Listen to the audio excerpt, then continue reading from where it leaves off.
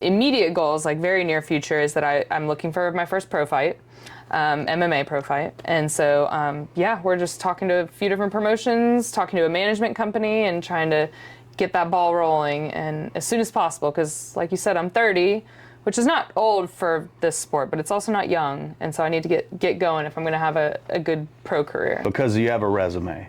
Definitely. That's very well decorated. Definitely, yeah. That's helped a lot to, one, show me and other people who I'm talking to that I have something to back it all up, you know. So about 10 months ago now, I started working with a coach named Wade Powers in the Atlanta area, and he knows people in the UFC. Like, he corners fighters in the UFC, and he's really been investing in me to help me get to that next level and increase my training. So yeah, I think that he wouldn't have done that if, one, I didn't have Casey and all these other people in the Atlanta area who could vouch for me and talk about my record, and that I've had a variety of fights, like different fight styles and different, fight outcomes. Like, specifically, my last one was, when we can talk about that, but it was like, didn't go so great at first, and once he really saw that I could push through that, it was like, that one was adversity. The one. Yes. Yeah.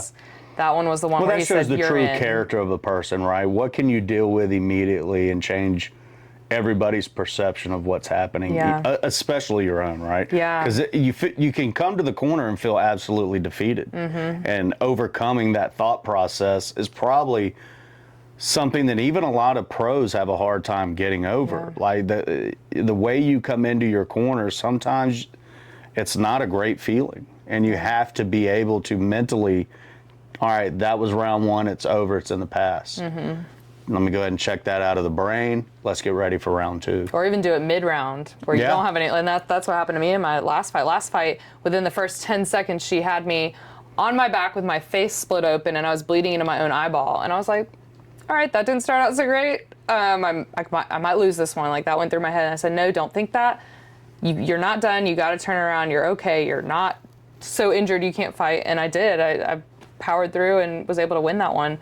But for people to have seen that, I think is really now giving me that extra buy-in of like, yes, none were easy, but I won pretty handily.